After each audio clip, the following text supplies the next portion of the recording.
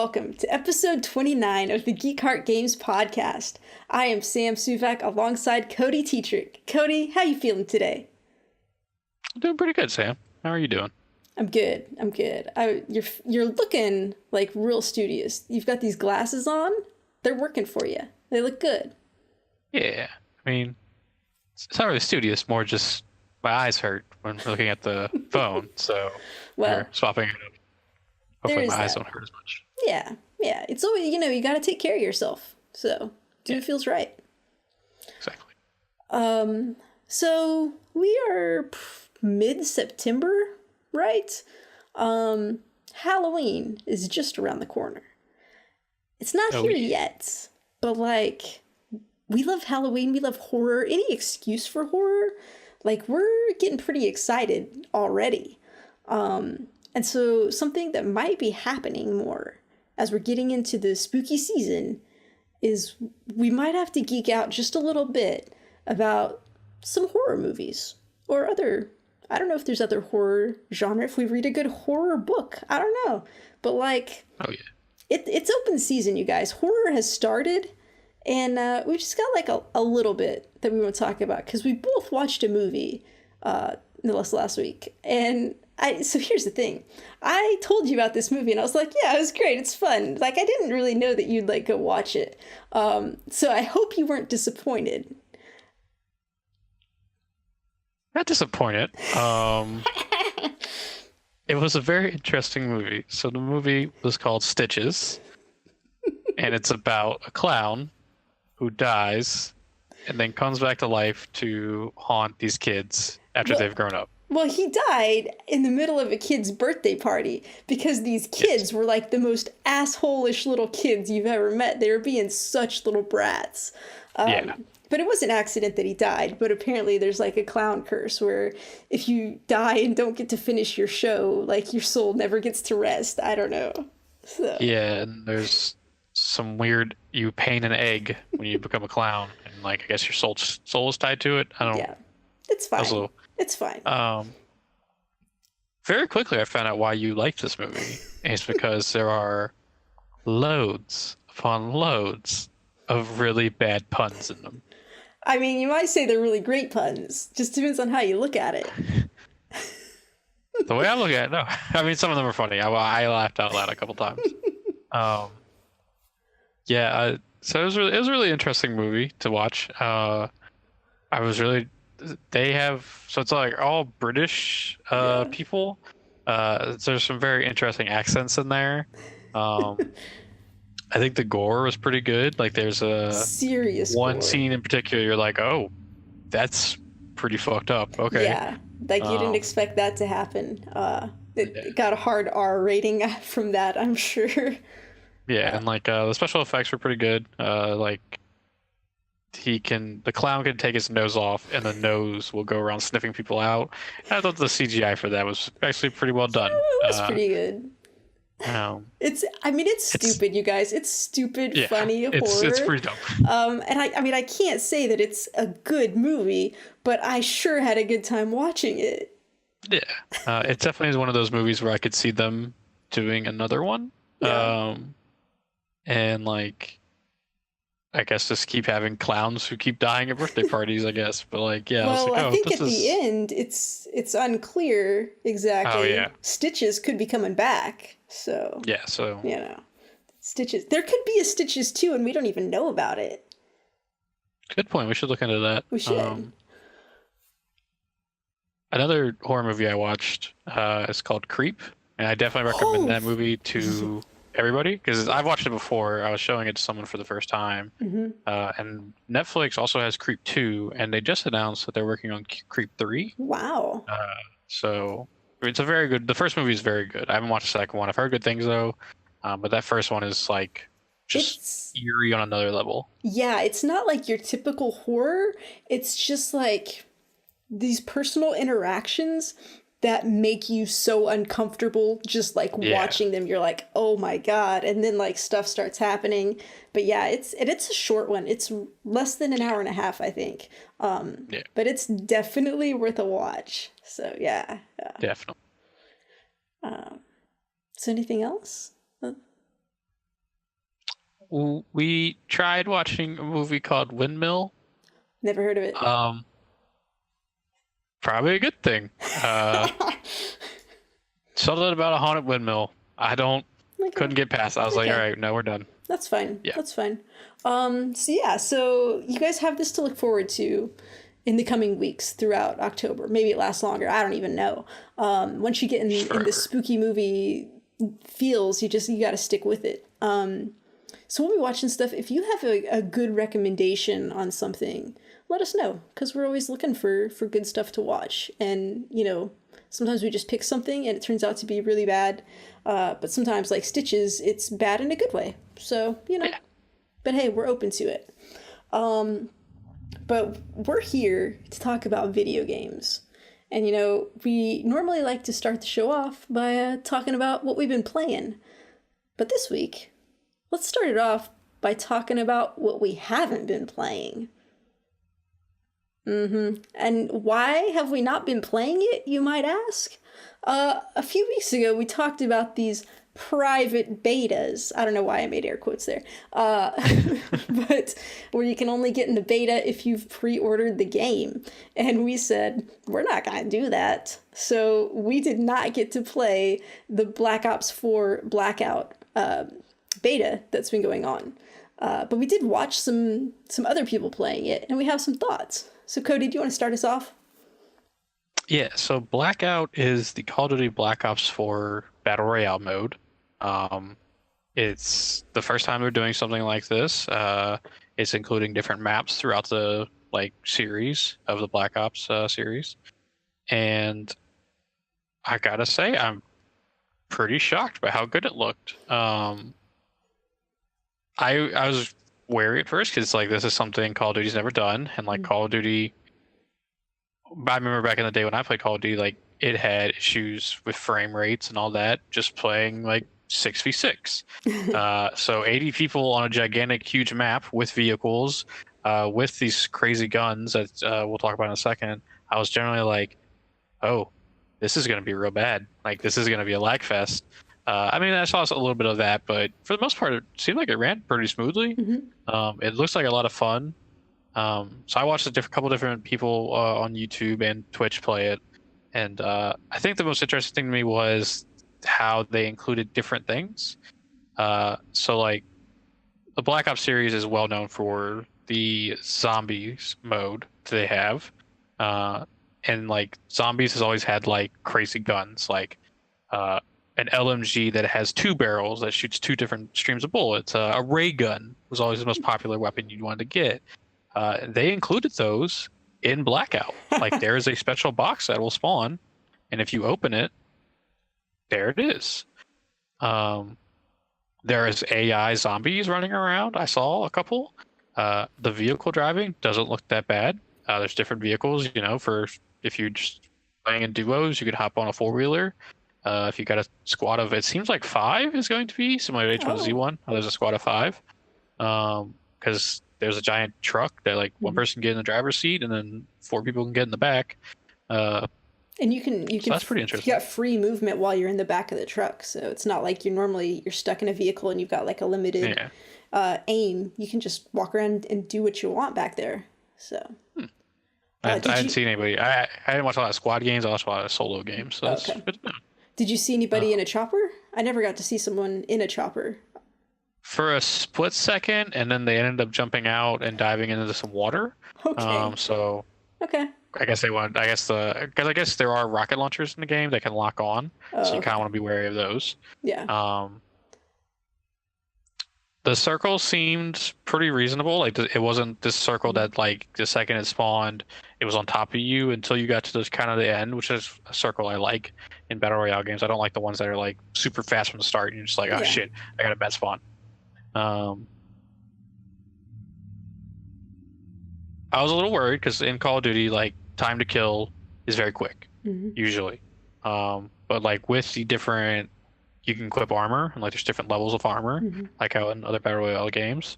And it seemed that unless you just were not paying attention and they got the first shot on you and kept shooting, you were okay.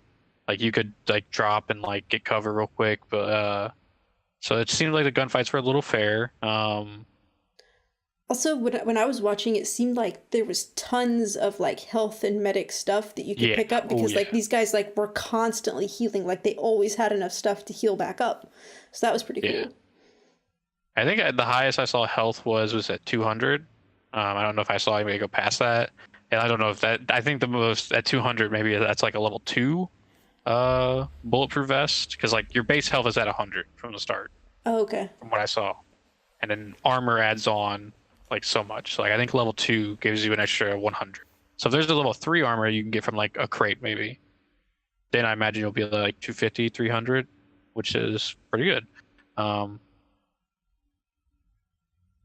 Yeah, so one of the guys I was watching got the ray gun out of a box and two-shot some people. Oh, but I think they were weak because it was the final circle and like they'd probably gotten into gunfights and were running low on supplies.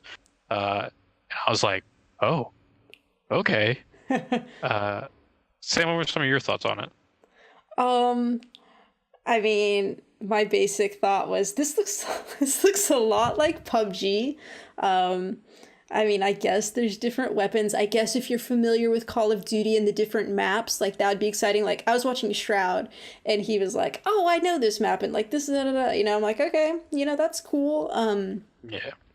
But yeah, I was just like, it seems like that same type of thing where like there's a lot of brown and people blend in and like I wouldn't be able to see people as well. And then suddenly you're getting shot at. And then like sniping is a pretty big deal because like you'll be far away. So it doesn't really feel like it's going to be a Sam needs to play kind of game. Yeah. But I'm glad that like people are excited about it. I was like, like I wasn't super impressed with like how it looked, I guess. Like, you know, we've got a lot of really good looking games coming out right now. Like I've been playing SpiderMan, I've been playing stuff, and I'm like, this just looks like an okay video game. Like the graphics weren't spectacular, but I guess they don't need to be. I was disappointed that like when he was playing, like he was like, oh, there's some zombies over there, but like they didn't go over and engage the zombies, so I never actually got to see the zombies. But I think that's a pretty cool mechanic to have that in there. I mean, it just looks, you know, if you're really into the realistic type battle royale, then good for you. I think this would be a fun game. But I mean, I just as soon play Fortnite if I'm gonna. Yeah. I was reading a lot of comparisons to how it looks like PUBG. Yeah. Like just because it's H1Z1 has a very unique style to it. But this looks, it's not Fortnite where it's cartoony. But like this looks more realistic, and this is like, I guess technically going to be the biggest realistic shooter of battle royale style. And I don't know, like I've played PUBG on Xbox One, and I know that game does not run the best. Meanwhile, Activision seems like they are working hard on this, and they want this to be like a key mode. I do want to hop in and try it. So hopefully when they have the open beta, which I don't think they've released a date for yet, but they have said they're going to do one. Okay. Hopefully it doesn't go private, like the day before. I do want to hop in and try it just because it seems like it'd be interesting. Maybe it's, and I think like Black Ops 4 is doing a lot of interesting things for the series as a whole, because like Call of Duty has kind of been this like joke in the gaming industry where it's like, oh, Call of Duty, just some reskinned guns and same gameplay over and over. But like with this one, like we're not getting a campaign, but you're getting new modes. There is a like similar to CS:GO where like you can buy weapons like with cash you earn throughout the game. This battle royale mode, and I'm sure they have something else up their sleeve like to like add something new to the game. So like that's good. Zombies looks great as always. The Black Ops zombies has always been good. So like I feel like good for Call of Duty for like changing up. Like they realize like, hey, we can't keep doing the same thing. Like let's do something different. And this definitely, and you got guys like Ninja and Shroud who are like, this feels really good. Like I can see myself playing this. And like Shroud made his name on PUBG, Ninja's made his name with Fortnite, and it's like, okay, like what does that mean for like those games if they move away from that? Like, I think it speaks to how like how popular a game is if they're doing well on Twitch. Yeah. Like we'll talk about it in a second, but or not like in a second, but like Destiny yesterday and today was one of the highest rated games because of a raid that was going on. Yeah. And I think that got a lot of new eyes on that game. Like people who were like, "Oh, Destiny 2, I heard bad things," but now they're like, "Oh, well, I have a PS4. Yeah. Destiny 2 looks pretty good right now. I'm got it for free. Let me play it." So like, kids go to Twitch. People go to Twitch. They see, hey, Black Ops 4. People are enjoying this. I want to try it. So I think that does something for a game's fan base if it's well received and well played. Yeah, I mean, I think obviously there's going to be a lot of people playing it. I feel like PUBG might be affected by this. I don't feel like Fortnite really has much to worry about because it's free. And like there are a ton of people who don't have $60 to go, buy this new Call of Duty game, and they're just going to keep playing Fortnite, and Epic's going to keep supporting that game and making stuff and making new events. So I'm sure Fortnite's going to be fine. I don't think they're, similar enough to be competing really. But yeah, I mean, I'd say, PUBG's got some serious competition between this and then Battlefield 5 coming. So like people who are willing to pay and want high quality, realistic gaming, I think, yeah. So, but hey, we'll see what happens. Yeah, I mean, it'll be interesting to see. I think we all kind of like, oh, Call of Duty and Battlefield will release their Battle Royale modes and it'll be too little too late. But what's looking like so far, not the case. Yeah. So. Yeah. All right. Well, that's the game that we didn't play. Getting on to games we did play, and a beta that I got to play. Trials Rising had a closed beta, which, like we talked about before, closed betas are still open to everybody, but you have to pre-register to try to get into it. You don't have to pay any money or do anything like that. So I got into this, and the cool thing about Ubisoft and their Trials Rising beta is they sent me this email. They're like, hey, yeah, you're in the beta, have fun. Also, hey, if you've got some friends who didn't get in the beta, here are 4 codes, and so you can give them out, and your friends can come play in the beta too, which is super cool. Nice. Yeah. Sadly, I only used 2 of my 4 codes. So I'm like, does anybody want these codes? They were like, no, I don't want your code, whatever. I posted on Twitter. I'm like, hey, do you guys want codes? Nobody replied. I'm like, well, it's a fun game. Sorry, guys. So the interesting thing about Trials Rising, that's different from Trials Fusion, which is the latest game that, I've had a lot of fun with.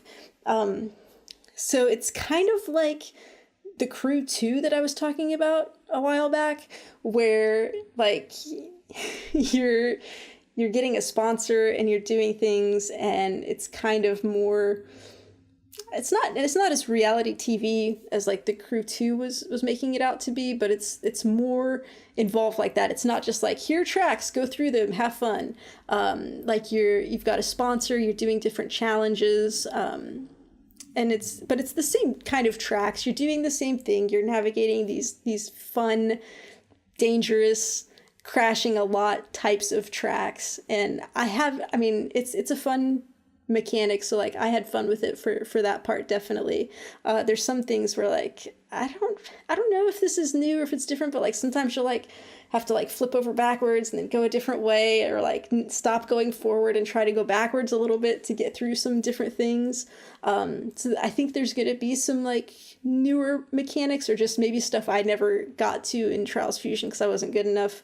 But so far the gameplay's a lot of fun. I did have a problem. A lot of people have had a problem with this beta because you get to the 4th track and you have to complete your contract to get through it, and the contract is you just have to beat your opponent. But you start the race, and like between 11 and 12 seconds, it just says contract failed, and like the race is not over. Like you can finish the race and beat your opponent, but it's just something's not working. Your contract, you can never get this contract. So then the rest of the stuff doesn't open up, which is unfortunate. And like online they said this fix, like you're supposed to load the game and then just disconnect from the internet and then try to do it that way. I'm like, that seems like a lot of work. I'm not going to do that.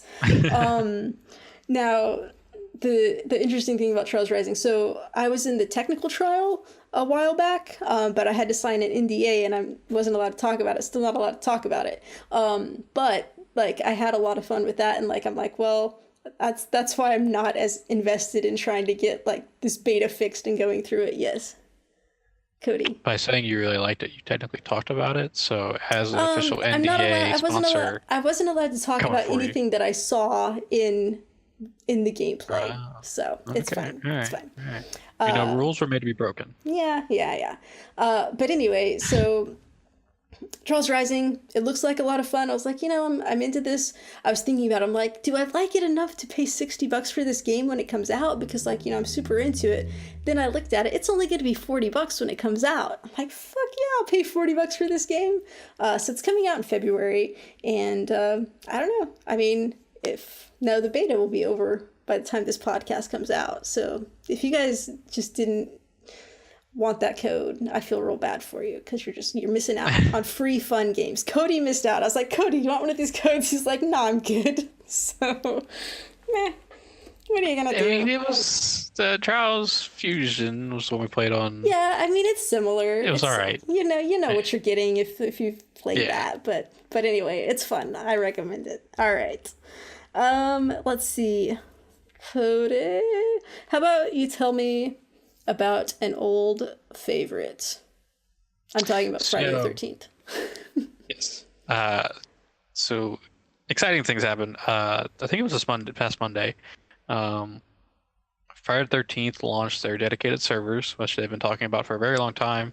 So I got to hop in, play a couple games with the dedicated servers, and it feels real nice.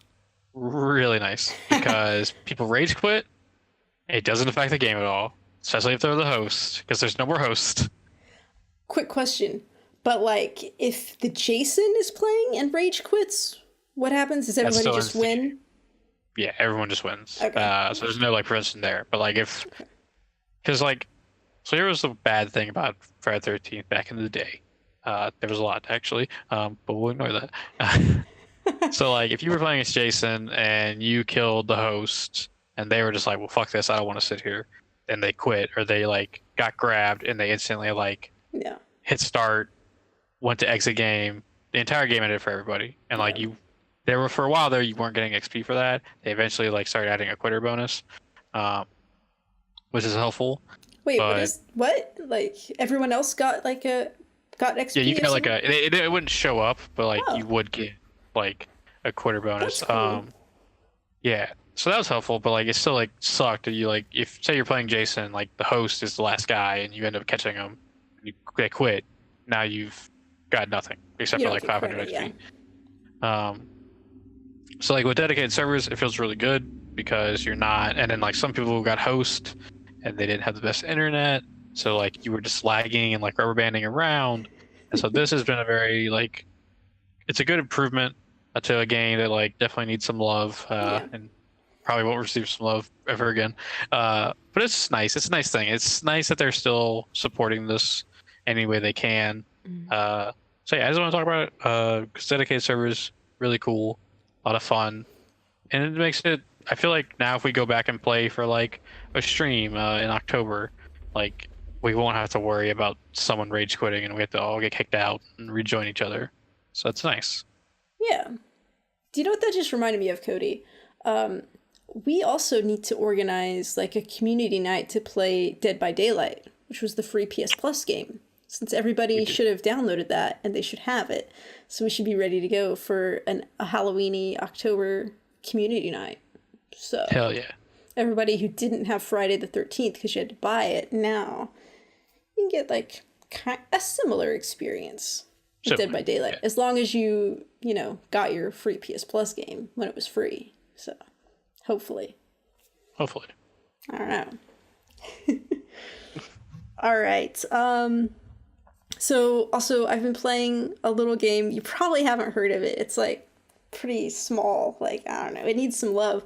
It's called Marvel's SpiderMan. Have you heard of this one, Cody? Probably no, not. I don't think so. No. Sounds like an indie company I've never really paid attention to. Yeah, it's not big at all. So pretty much like everybody's been losing their shit about this game. I've kind of been running hot and cold on it, honestly, which is weird. It's a lot of fun. Like, swinging around the city is great. I think like what took me the longest was getting a feel for the combat, because you've got certain moves and you want to get combos and do different things. And for some reason, it just took me a really long time. Like, Cody, I feel like I was playing for about like 8 hours before I really got into it. I was like, yeah, I get this now. Like, I feel good about it. I feel like I'm doing good now, which is a really long time to be playing a game before you get to that feeling. Yeah. I mean, to be fair though, like, so like this game is always compared to the Arkham games. Yeah. And I really never feel like I ever got the combat down in the Arkham games. I definitely died a lot, so don't feel bad. Well, and to be fair, I'm playing on friendly, which I love that they named it friendly mode. So that's the easiest mode, obviously. And like, I don't usually die. I think I've only really died once in a boss fight. But it's just like, I just didn't feel like I really had it together, you know? And like, they'll give you hints, and like, you've got a moves list that you can go check all your moves. But like, I'd get confused because like, you hold down triangle and it does like a ton of different things. So it can yank a gun away from somebody. It can like just yank a person. Sometimes you can like pick them up and spin a person. It's just like so many different things. And like, I didn't always have a clear understanding of like what was happening. Like, sometimes I'd be able to spin a person and sometimes I wouldn't. And finally I figured out like, oh, you have to like web them up with webbing first before you can spin them.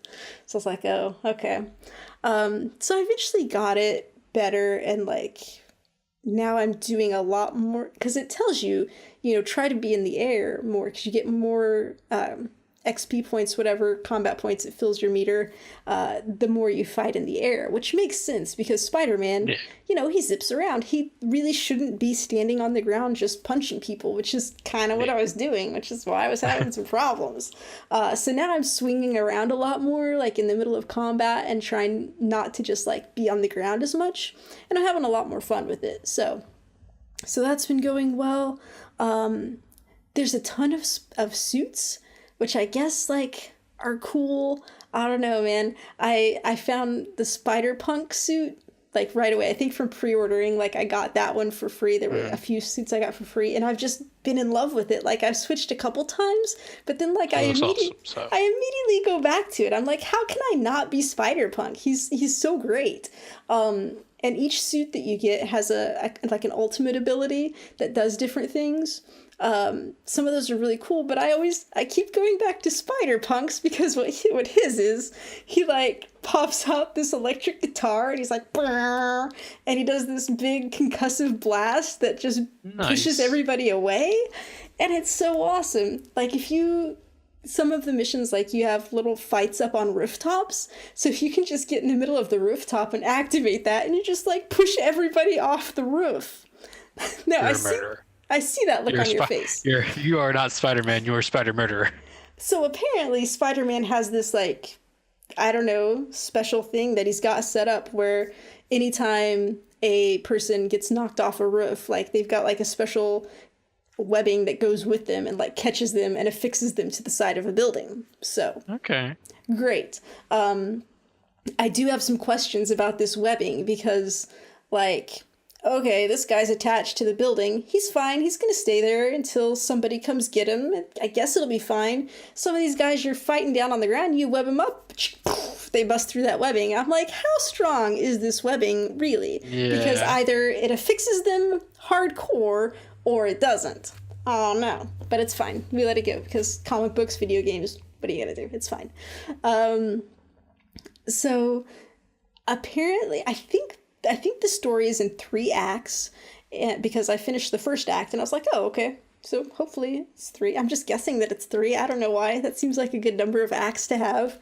The end of the first act was like really where the story got really good. And I was like, oh, this is pretty exciting. I like this. So I'm excited to see where it's going. But like, I'm kind of not doing the story as much. I've just been going around getting all the different collectibles and stuff. Like I've said before, I don't really like open world games very much, but I feel like this one is a really perfect size, because it's just like the Isle of Manhattan, you know, it's a little, Although I was thinking about it today, I'm like a little worried. I'm like, what if I get to like a later act and suddenly like the map opens up even more, and then there's stuff. I'm like, oh god, I don't know about that. So we'll see if that happens. But if it stays this size, I feel like it's a really good size.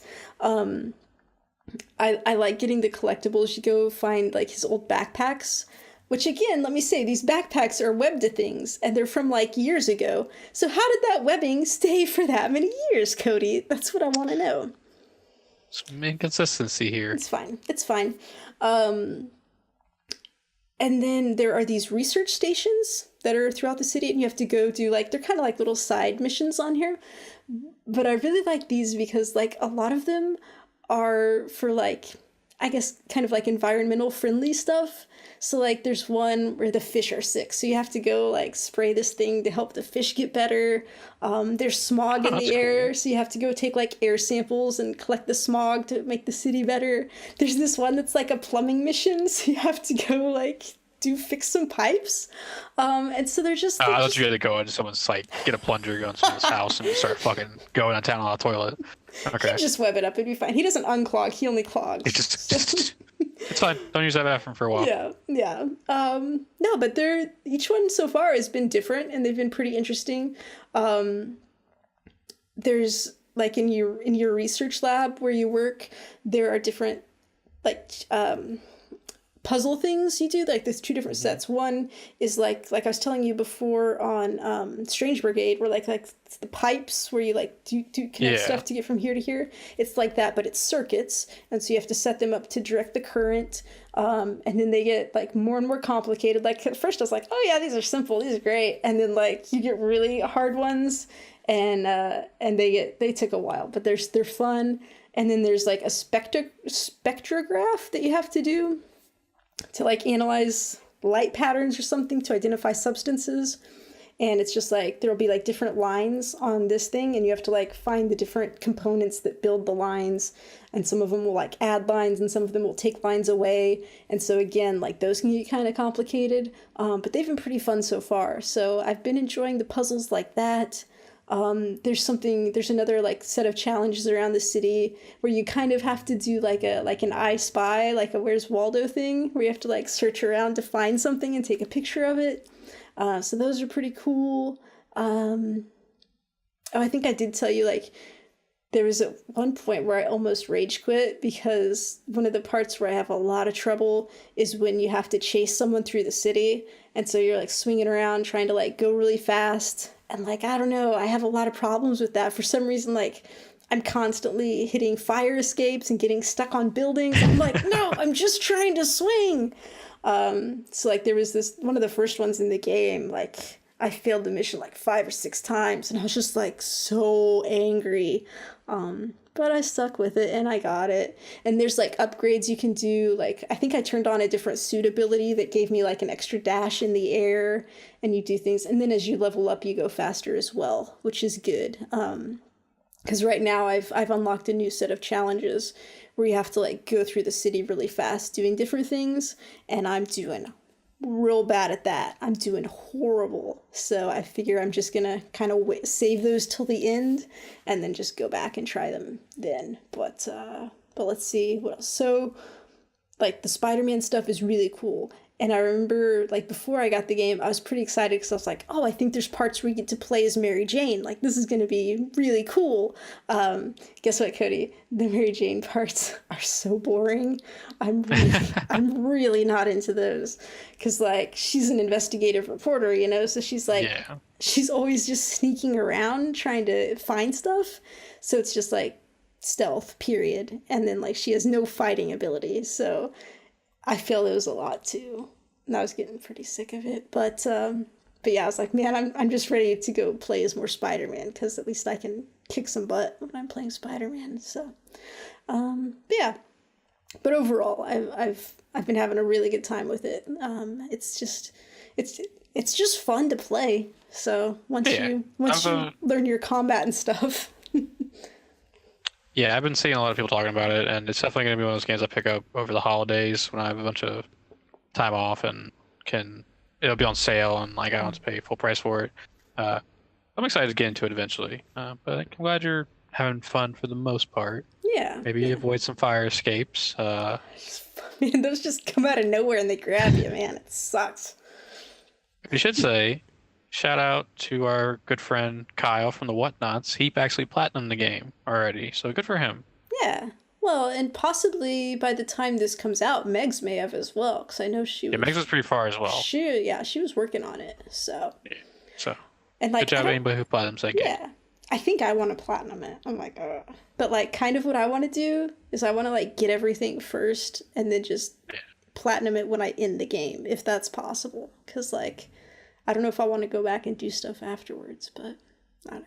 There's a thing that you have to do where it was like, when you get your challenge tokens, don't spend them. Like, wait till you get them all and then make a save file and use the challenge tokens to buy one thing to get a trophy and then reload the save and then use the challenge tokens to buy this other thing you need to get a trophy. I'm like, that is genius.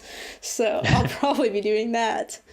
So, real quick side about Platinum. So I remember when you Platinum Horizon Zero Dawn, PlayStation sent you an avatar and a theme. Yeah. And I was like, oh, all the PlayStation exclusives must be getting this stuff, right? Oh. So I have the Platinum from God of War, and I never got anything. And now I'm like, what if there's something for Spider-Man? I'd be real upset if there is. Yeah, I never got anything for God of War either. So I don't think it's just Sony exclusives. I think it's just per the game. I'm sure Gorilla probably was like, hey, made some extra stuff. Here you go. And that's cool. I mean, it felt great to get that email and be like, oh, thank you. Yeah, I did work hard. I appreciate this. It like really made you feel good. So good on them for doing that. Other companies, you should definitely do that. If someone gets a platinum, go ahead and send them something. It'd be great. Oh, yeah. So. Okay. So that's somebody who, you know, just gives you something for free after all your hard work. Why don't we talk about somebody who makes you work real hard and then go ahead and pay real money for stuff? Cody. Anyways, as I said a couple weeks back, I'm not sorry for talking about Destiny so much, but I'm having a blast with Destiny.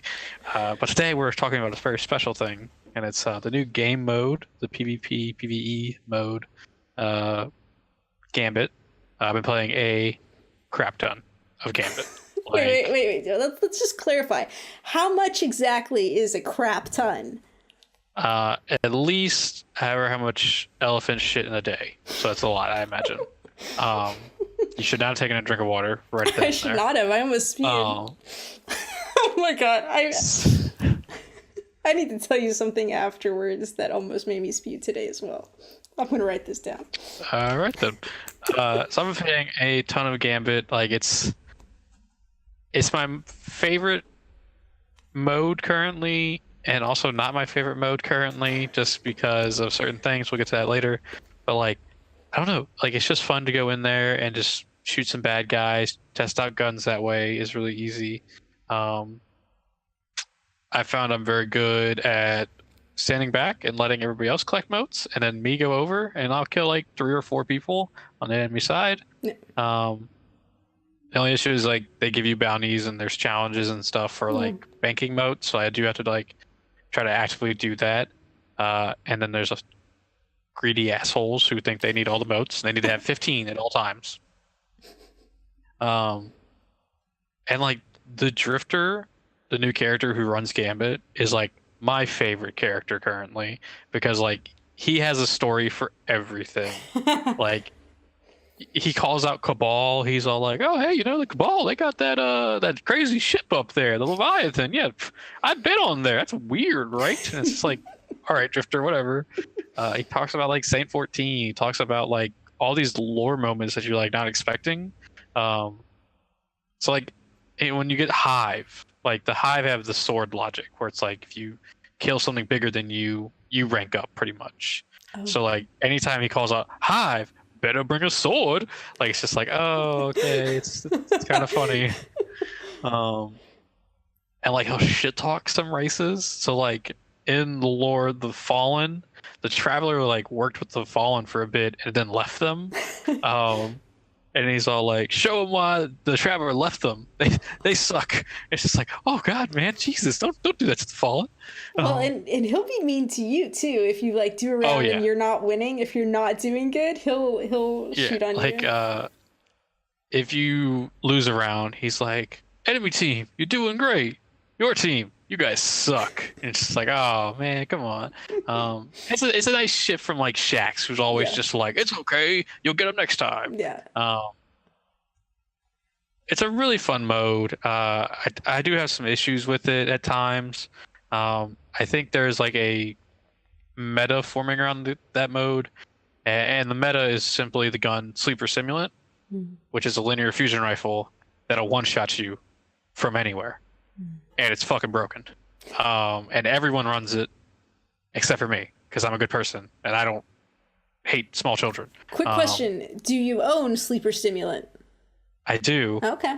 I'm just not a fucking asshole who runs it all the time. I mean, if everybody else is doing it. It's been hard. Like, I've been like this close to fucking pulling it out. Like, you'd be like, no, you know what's happening. So yeah, everyone runs this gun, and like, so if you get invaded, and like, there's no like indication of where the shot's coming from. It just happens, and you're dead. And there's like nothing you can do. There's no prevention. Like, you can like try and hide. I actually had, because the gun ricochets. Like, if you hit a wall, it'll ricochet. And a fucking ricochet shot hit me and killed me. And I was like, okay, deep breath, Cody. And then the other big issue is you have people who play that mode as if it's Crucible and don't help you kill anything and wait by the portal to go invade.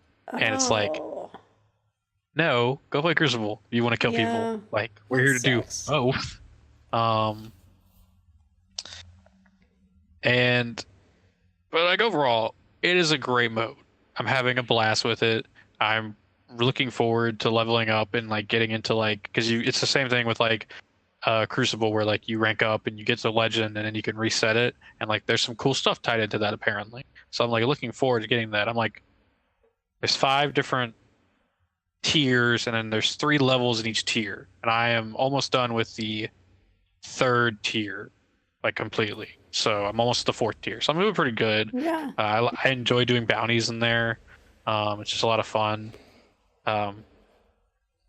We played it because they had a free day about a week ago. We played it on stream.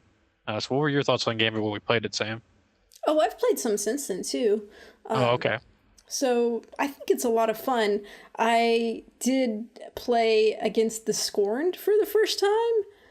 I'm not a fan of that. I'm not a fan of that map because like there's so many like covered areas and it makes jumping around hard, and then like you're gonna fall off the map a lot, and then it just seemed like the Scorn were like a harder enemy to fight as well. I had a real tough time with that one. I was like, please take me back to like the Fallen or the Hive or something. Jeez, this is rough. I'm really not excited because I have a quest that I have to do that involves me killing invading players with a hand cannon. Well, just killing invading players real hard and then doing it with a hand cannon. So I'm not excited for that, but that's on my to-do list. So I guess I'll be playing a lot more Gambit in the future to try to get that. We'll see. But yeah, overall it's fun. It's just, it's different than anything else. Yeah. So it's a mode that I'm surprised took so long for us to have. Like, it would just make sense that there'd be like a PvE with like a versus player mechanic inside of it. Yeah. So I'm shocked it took so long, but I'm glad it's here and it's a lot of fun.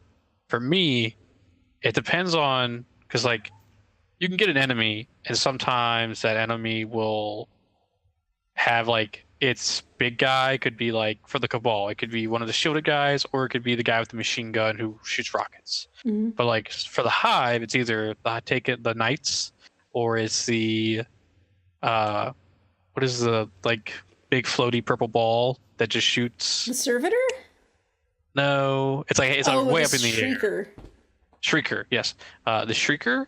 And like for a while there, I wasn't using a very like accurate gun to hit like crits or anything, and those things have some health on them, and they will shoot you from very far away. Oh, yeah. So I had those on one map, and I was like, no, I don't enjoy this. Yep.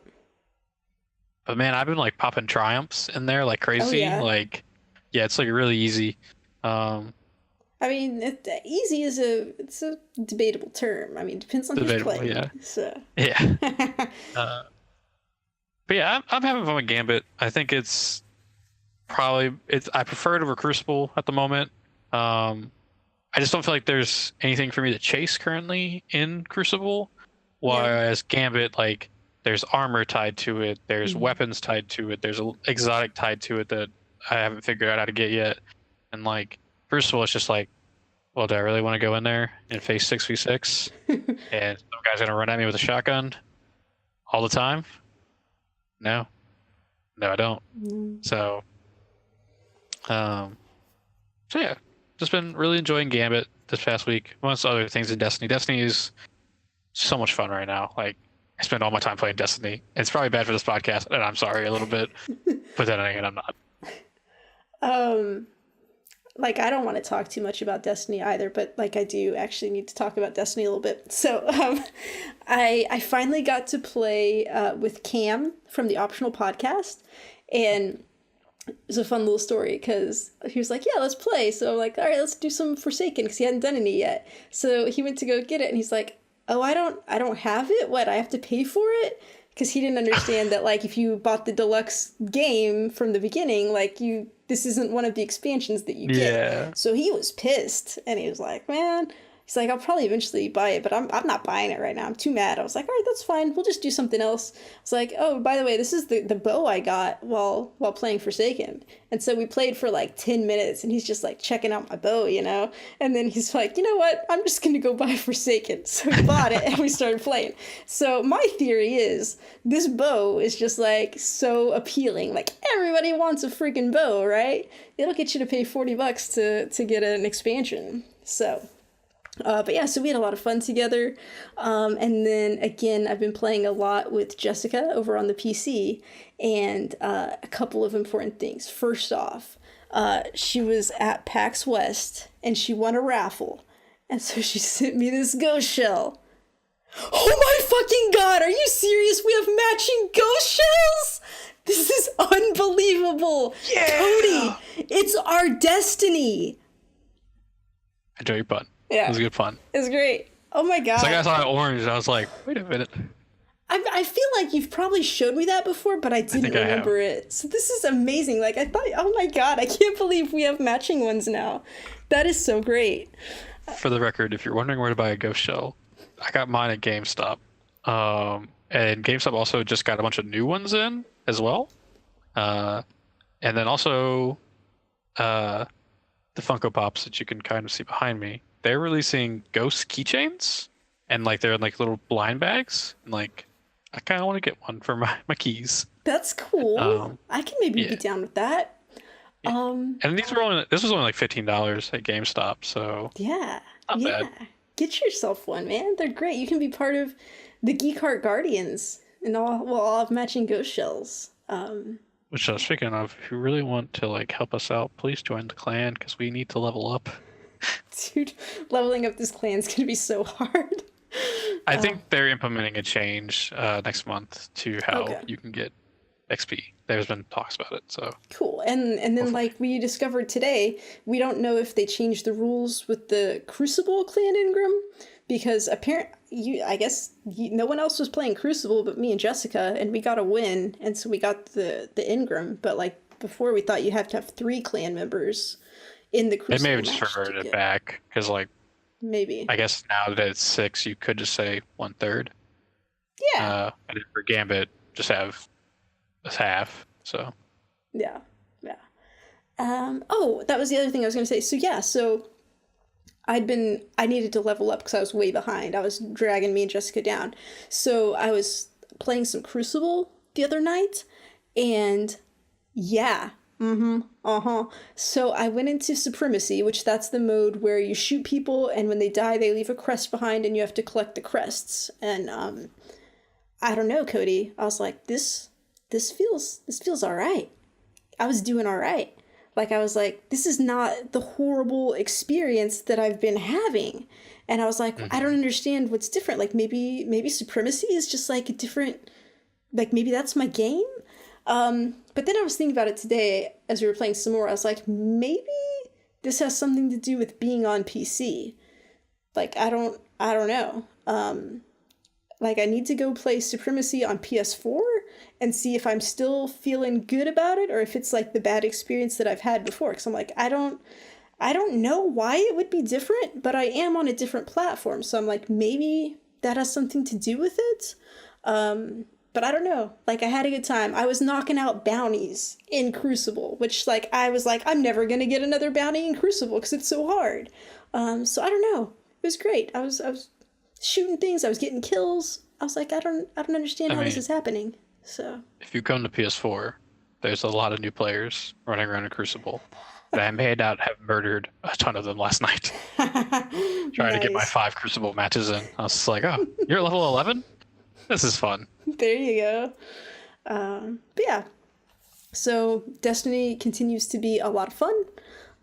If you are just starting out, come play with us, because you want to be on Cody's team so that he's not killing you, because otherwise he'll be killing you in Crucible. Oh yeah. But yeah, you were playing with your brother earlier, right? Yeah, we were. I was helping him run a couple missions. He's still at the beginning on Earth. We just actually got to where he can go to Titan, so we're getting nice. That's exciting. Well, if you guys ever want a third, I'm available. So not That's no. Said. Shit. All right, that was a good one. All right.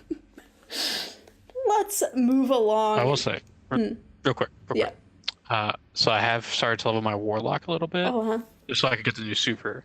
And I got that new fire sword stick in the ground, get the super well. Because I was like, do I want to shoot a beam from my hand, or do I want to be like really nice to my teammates? And I was like, let's be really nice to my teammates. I'll get the shoot the laser from the hand thing later.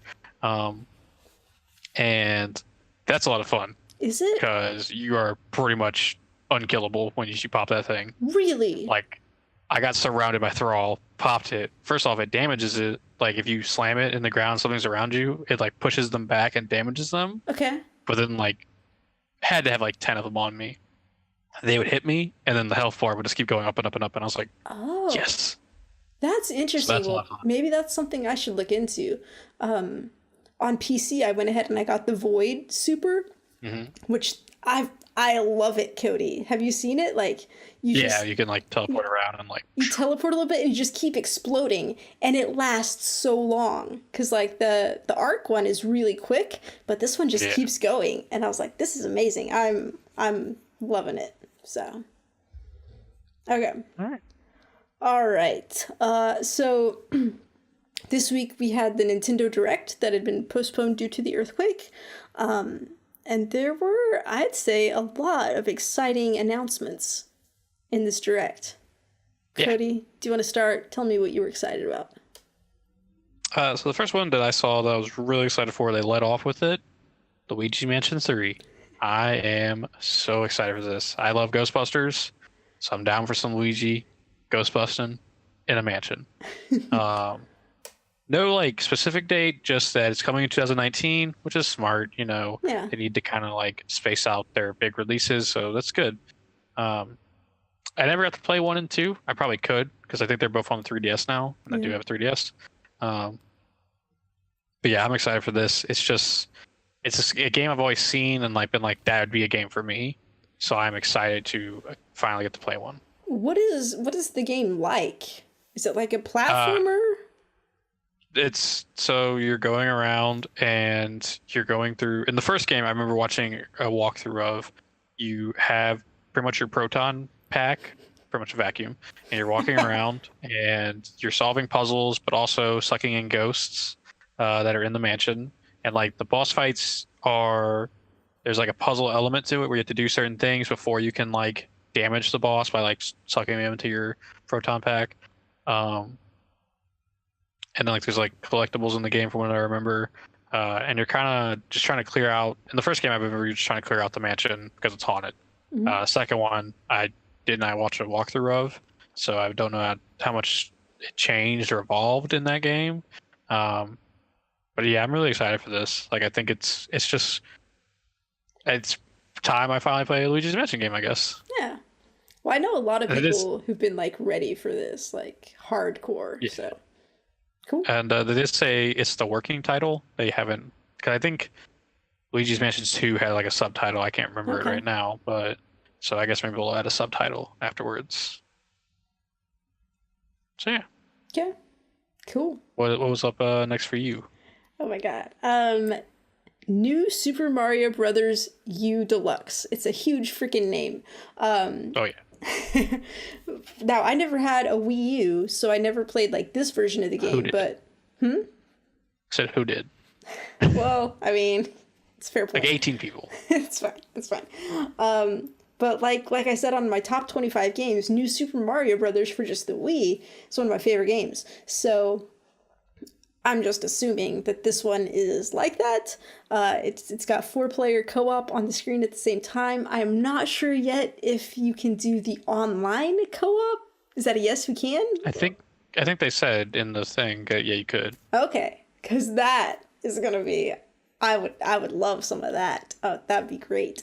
And then there's 2 new characters. Yeah, I forgot the one. It's like who they are. It's like, I think it kind of looks like a rabbit, but it has this weird name.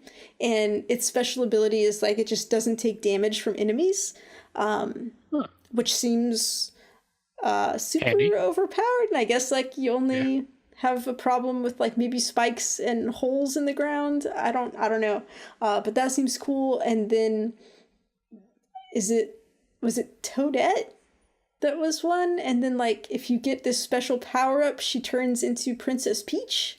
I think somebody turns into Princess Peach, and then she's got like a double jump, like hover thing. So she's got special abilities. So that's cool that they're adding new characters, and then also included in the game is, I don't know if it's called Super Luigi U Deluxe. So like it's like Luigi gets his own version of the game too, even though he's in the other one. So it's like he gets his own version. So like kind of you're getting like 2 games in one. And it just sounds real cool. I mean, I like that game to begin with, and like I was hoping that just like a new Super Mario Brothers would come to Switch, so I'd be able to have it there.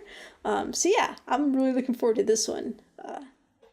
I actually think I've played this game, now that I think about it, because I did have a friend in college who had a Wii U. The one person. And I definitely remember hating this game because we would always jump on each other's heads and knock each other down and die. No, I said it was wonderful chaos, and you focused on the chaos and how horrible it is. I think it's good because there are these Wii U games that not a lot of people got to play, and they're getting ported over, and they are finding a fan base. So that's good. Yeah. Really, very happy about that. So just before this, I kind of talked about Mega Man 11. And they announced that there's a Mega Man 11 demo available now in the store. Oh, I missed that part. So I'm gonna be hopping into that for the next week's show. Cool. I'm excited to give that a try because Mega Man 11 looks really cool. They showed off some gameplay of it, the different stuff you can do. So next up, they announced the online. Okay. Do you have anything? Well, I don't know what order mine was. I was just writing stuff down. Oh. Can we talk about some other games? I mean, I said the online, so maybe we should talk about the online. Let's talk about online. It's fine. Let's do it. So the online is launching very quickly. It's actually this week. It's like September 18th. Tomorrow when this comes out. Yeah. September 18th. I was like, man, that's very soon. Holy shit. Okay. Yeah. So they kind of talked about the different stuff to it. They talked about how like you're going to need it to play online games like Splatoon and Mario Kart and all that. Kind of knew that. They talked about like the games you're getting, and they showed like a lot of games that you'll be getting based on the NES games. I mean, they showed like 20. You're going to get 20 games to start with. Is that okay? That's right. Yeah. And they talked about how some of the games will be compatible with 2 players. So if someone wants to join you, you can do that.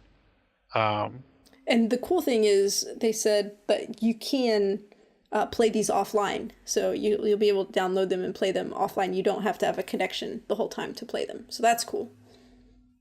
And then they announced the cloud save data stuff where if you are afraid you're going to lose your save file in a game, you're going to want this to so it can be backed up into the cloud. And so, like, say someone spills water on your Switch and it corrupts one of the save files, this would be how you get it back after the Switch is repaired, obviously. And we'll talk about that in a second because there's a little caveat there. Apparently, people have found out. Then they tease some special rewards you're gonna get, and I think this would be similar to like PlayStation Plus, where like you get discounts on games, like maybe 10% off like a new purchase or something. I do think the issue I have issues with this, but like, what is your overall thoughts before I get into my issues? I mean, I'm fine with all of it, really, because everybody, I mean, okay, not everybody, PlayStation and Xbox make you pay to be able to play online with people. That's fine. I mean, PlayStation makes you pay to back up your save data. That's fine. You get a chunk of free games, free retro games to play. I'm cool with that. And it's only $20 a month. I mean, a year. $20 a year is really cheap. Everybody else, it's like $60 a year for a service like this. So I'm fine with it. I don't have any problems with it. I'm excited to play some of these retro games. I enjoy most of it. Like, I'm okay, this is cool. Yeah. Like, yeah, the retro games look nice. The save data is nice. I take issue with how they announced this, because this is like, it's a week away. So, like, for someone who's not us, who's not someone who's listening to this podcast, who's not in the know, like a parent who does not pay attention to these things, say your kid is playing Splatoon 2. Next week, they're not going to be able to play Splatoon 2, and you're going to be like, well, what the hell do I do?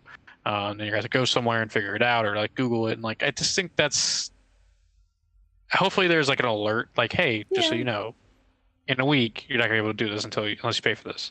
And then I still think they're keeping way too much secret, like the rewards thing. Why do you not have that outlined already? You've had, when was this announced? Like a year and a half ago? Yeah. Like, you've had a year and a half. Like, you can tell us something you mean by secret reward. Like, you know what they are. You're just choosing not to tell us, Nintendo. Like, what the hell? And then as it came out, apparently, if you are not having a reoccurring yearly subscription, like say you're doing monthly, if you forget to re-up for next month, you lose your save data, the cloud save data, until you re-up. So, like, say you fall on hard times and that month you can't pay whatever it is, and you don't want to pay the year price. Granted, it is $20, but like some people, you know, they can't commit to that.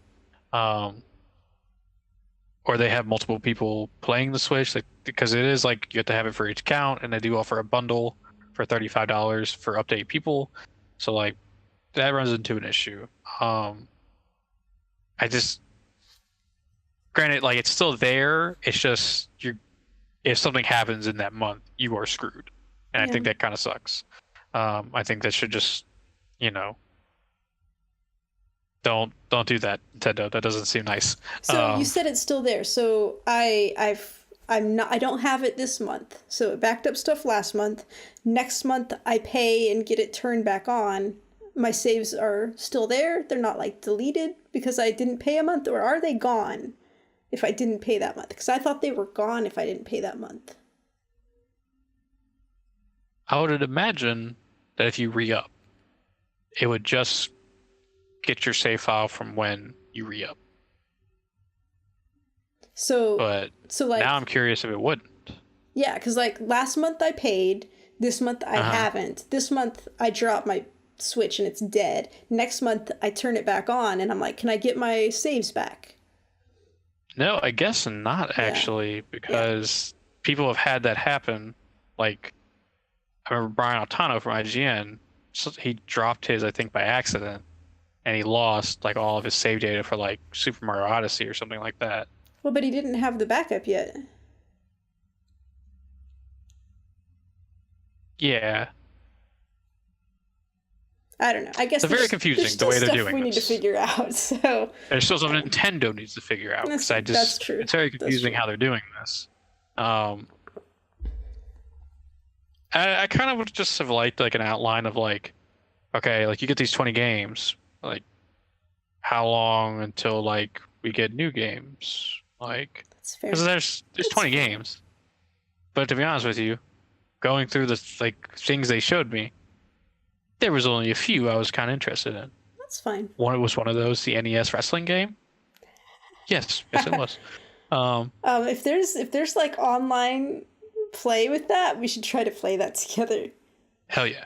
But yeah, the announcement, and I get like they had to push it back a week because of the earthquake, but still, even then, 2 weeks to be like, hey, get this or you don't get to play online is a very bad business choice. Okay, but they've been saying for months that in September is when the change is coming. So it should have been back in like May that you'd be like, hey, September 18th, this is the day you need it. Not, hey, it's coming in September 2 weeks ago when we're still in September, being like, hey, September 18th, get that shit. Okay. Especially because Nintendo is such a kid and family oriented system.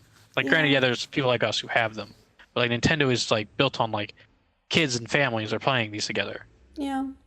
And like not all of them are in the know like us, and I think that's poor decision making. They are going to get a week free for it, so they turn on their Switch, they're like, oh, I can't play Splatoon, what's going on? Oh, I need to set this up. They set it up, they've got a week to try it out, and then they can get their stuff together. So I mean, I do just hope there's the warning. I haven't turned my Switch on in a while, so maybe there is a warning, like clear as day right there. Yeah. I don't know. I mean, it's not ideal, but hey, it's going to be fine. Yeah. It'll be fine. We'll get through it. So. Yeah, well, we'll all survive, but I'm just playing devil's advocate. Okay. So if you're pretty excited about some of these old school NES games that you'll get to play on Nintendo Online, if you really want to go all out, apparently now there's going to be Joy-Con controllers that are the old NES controller. So, oh yeah. I mean, it's pretty cool, but I think that they are only going to work with old. What is this? What is this gesture you're making? Like you don't care? It's like, I don't care. You don't care. It's fine. I mean, I'm not gonna get them. It looked goofy as hell when they slid them on the side like Joy-Cons. I was like, that looks real rough. No, thank you. Well, and I'm pretty sure like you can't use them with anything other than the old NES games because I mean they don't have joysticks, so I mean you can't do modern stuff with them. But I mean I think it's cool to have, and I don't know. Some people are going to what? Can we talk for a quick second? How he held up? This is the left one, and this is the right one, and they're the exact same. There was no indicator. There was no L and R. There was just this is the left one. This is the right one. What? It's fine. These are for like the hardcore people who just like really want the authentic experience, I guess. I don't know. I think it's cool. It's cool that they have the option. Yeah. Let's just go ahead and also say it's cool that they have a Pokemon Switch. It's like decorated like Pokemon. Megs was really excited about that. So that's something cool that you can have as well. So I don't know. It's fine. Very ugly Joy-Cons. What? It's a very ugly Joy-Con color. I like yellow. One of them is yellow. The other one is brown. Oh, so I was like, because one is Pikachu colored, one is Eevee colored, and like so I had poop and pee colored, red and blue, and like, yeah, pretty much. Like I don't know, I didn't like it. It's very weird. Choices, but I mean, it's cool. Somebody's gonna like that. Makes sense. And they also have a Super Smash Brothers Deluxe one as well. That's got like the Smash people on the back, and then like the Joy-Cons look really cool.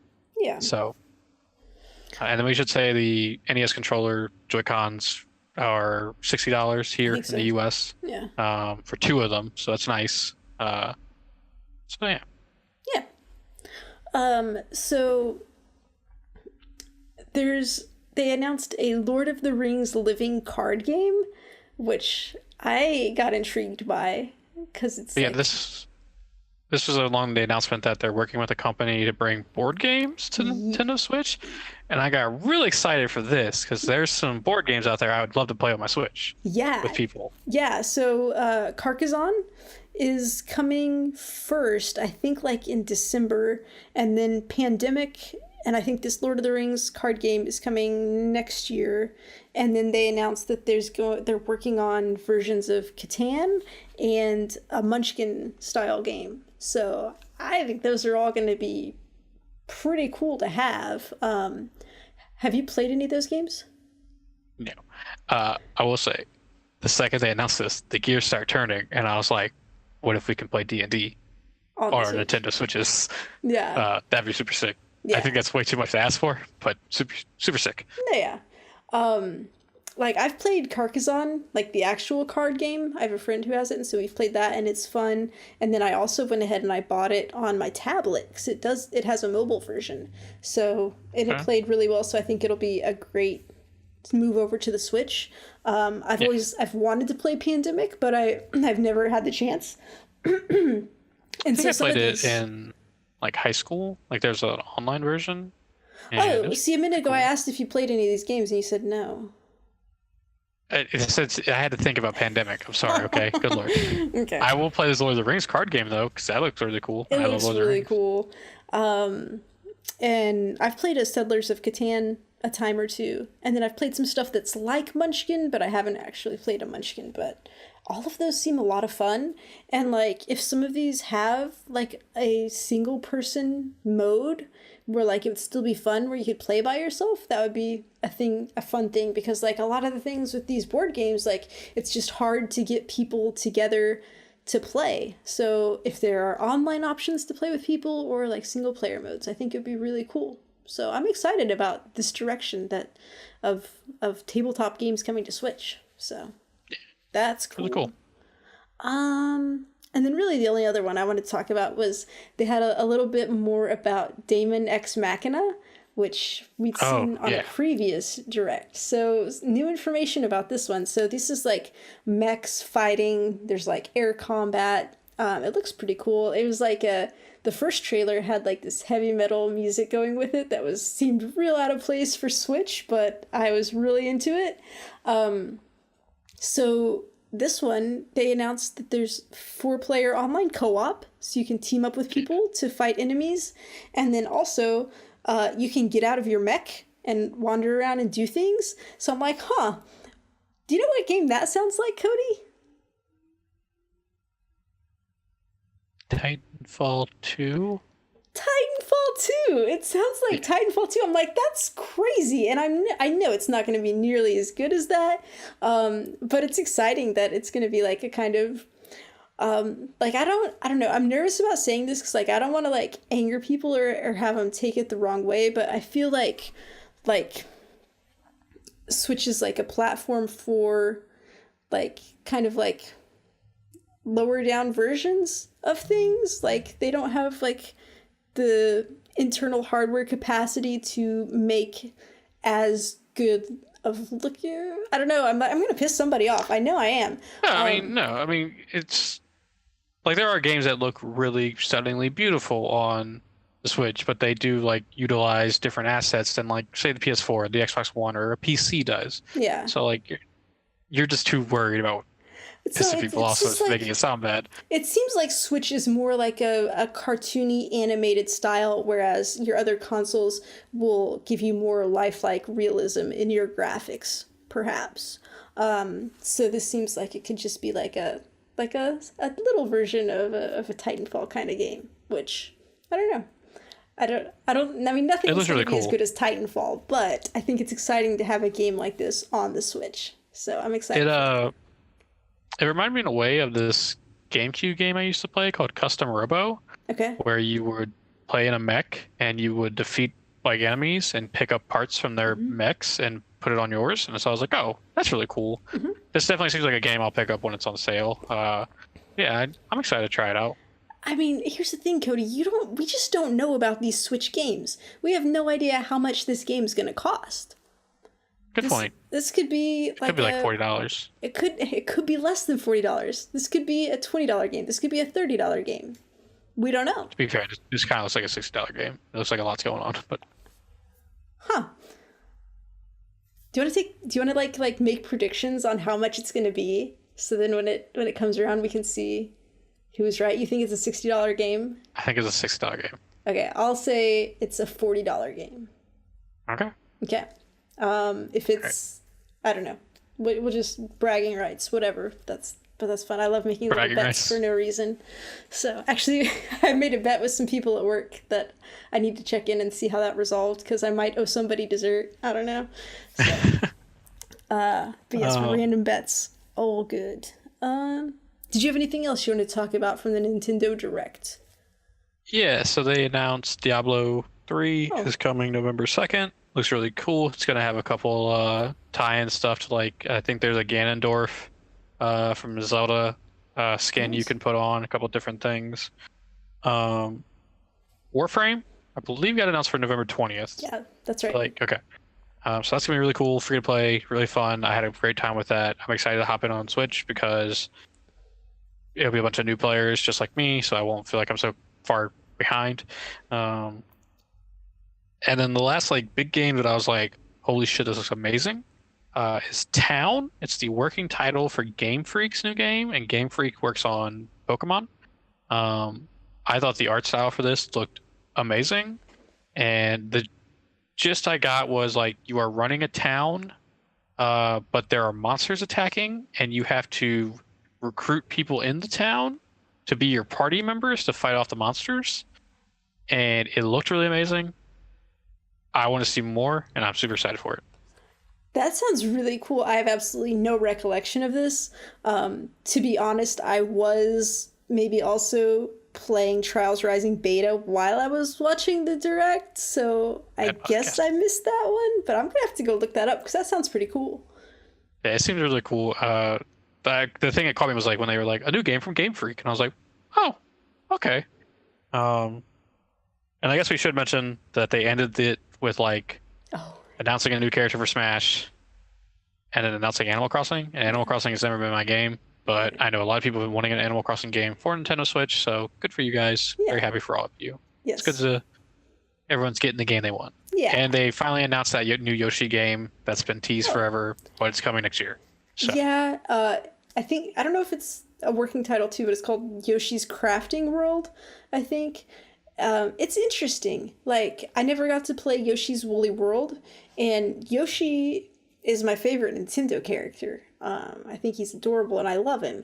But I'm not sure about this game. I'm like, it's a platformer. You're jumping around doing stuff. The art style is like these crafted items that you're moving through, which is interesting. But I'm like, I don't know. And then I think was this the one where it was like.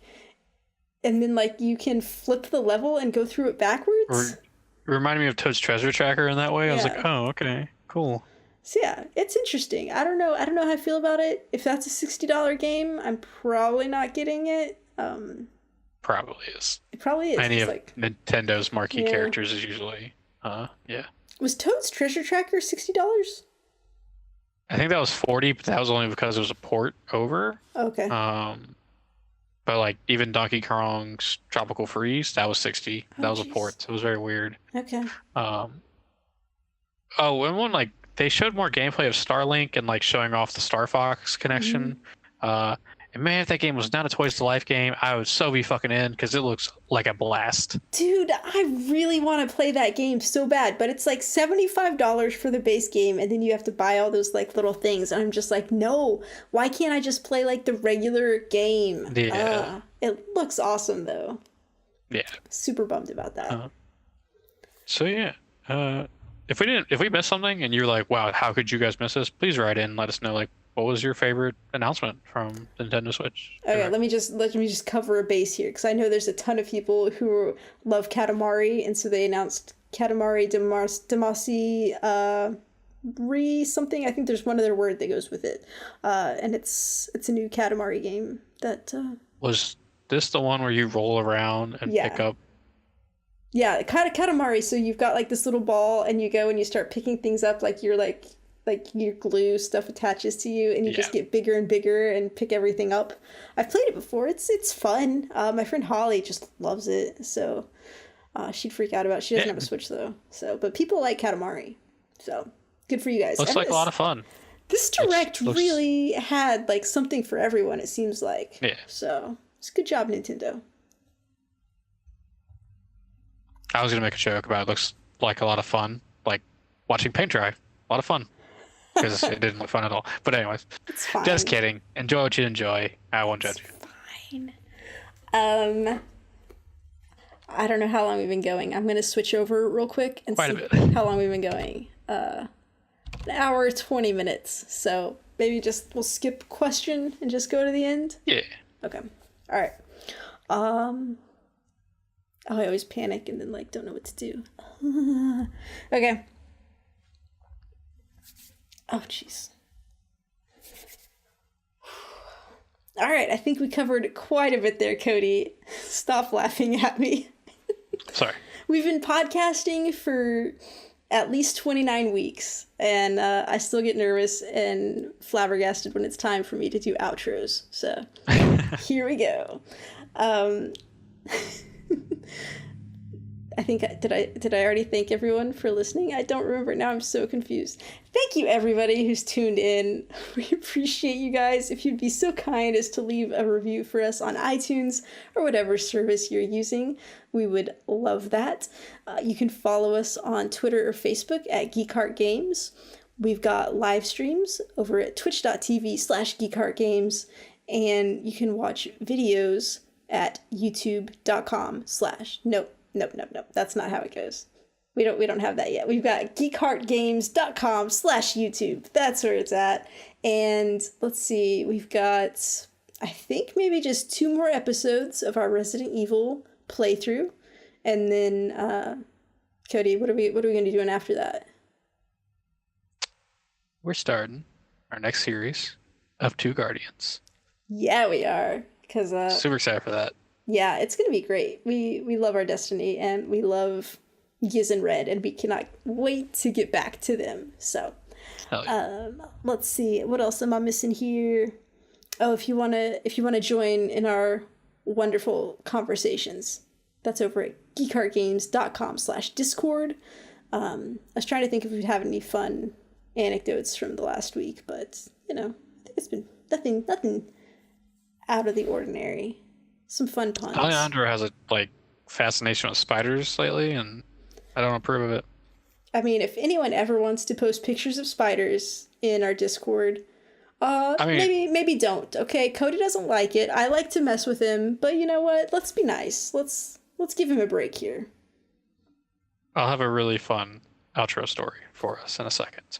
To be clear, I mean, it was like one of those inflatable yard Halloween ornament spiders. So it's not like it was like a real live scary spider. It was not a real spider, but that's fine. It was still scary. That's fine. I cried when I saw Guys, it. be nice to Cody. Lay off the spiders, okay? They're in all video games every time. That's enough for him. Let's just cut it out. I know I'm the worst offender, but I'll try to do better, Cody, okay? Real quick. In the most recent episode of Resident Evil 5, we fight a giant spider, and I don't know if it's conveyed enough the terror that was in my throat when it popped up, because I was like, oh god. So, I mean, you exclaimed quite loudly, so I think they'll get it. They'll know that you did not care for that spider. So yeah. If you would like to buy a Geek Heart Games shirt, you can go to geekheartgames.com/shirts. I am on Twitter at SKSUVAK. Cody? I am at Comic Book Cody. All right. Once again, thank you, everyone. Cody, take it away. We're just 2 geeks who heart games. Do do do do do do do. Oh.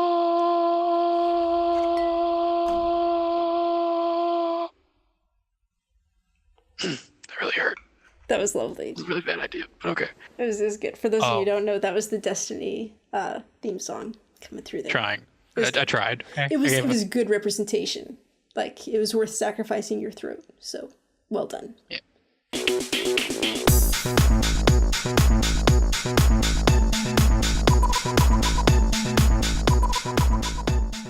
The other day, I'm getting in the shower.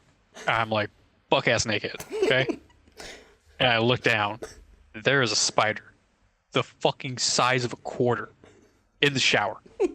And I jumped backwards in fear and started trying to kill this motherfucker. And he is just zigzagging up and down the shower. And like, how were you trying to kill it? Well, first I turned the water on. Figure, okay, I'll go down the drain. But then I was like, ooh, that's a bad idea. So then, come back up. You know those like toilet paper holders that like it's like a, it's got a base and there's like a pillar and you can just stack multiple rolls on top of each other. So I grabbed that motherfucker like a bat for a second. And I was like, I'm just gonna start swinging. And I was like, I'll crack the tub. Flipped it over, start stamping.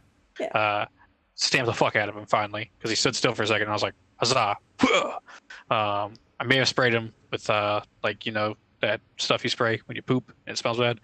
Sprayed him with that. He was, spiders when they like get sprayed by stuff, they like curl into that little ball and they're like, "No, stop it! You're bullying me." I'm sure like, anyone getting sprayed by like what's probably poisonous chemicals is not going to be doing well. So. Yeah, well, that spider got what it deserved. Then I had to like grab it with some paper towels, and it was very scary. It's like, what if it tried to bite me while I was naked? Like, would that have been fun? What if I hadn't noticed it and like just got in there? I was like, do. Oh! Do you know what's terrifying though? Generally in the morning, I take my shower before I put my contacts in, and so like if there's like ever something, like I'll freak out. So, yeah. My biggest fear is killing a spider, and you know how some spiders carry like egg sacs on their back, and then you kill it and like they pop and then the baby spiders run out. Had it happen one time when we had carpet in the house. Oh shit! Baby spiders all up in the carpet, and I was like, can't walk through the living room for the next 24 hours. Like, out of here. Like, I've never burn had it down. that happen. So it's very scary. Yeah. I mean, if you hadn't killed it, then that might not have happened. How did you kill it so that you killed it but didn't squash all the egg sacs? Like, I don't know. Like, it just I guess like those things are just really strong. I guess I don't know. It was very weird. I just remember it happening when I was a kid, and I was like, oh god. Well, you know what? I mean, I hate that a spider had to die because, like, spiders generally, I don't like to kill them. They're fine. But I'm glad that you did not injure yourself in this whole scenario because, like, that just seems like an accident waiting to happen. So. Yeah. Probably would have died. Would have, like, slipped out of fear, like, trying to run away from the spider, and probably would have died. So. I lived to tell the tale the time I was naked and a spider tried to get me.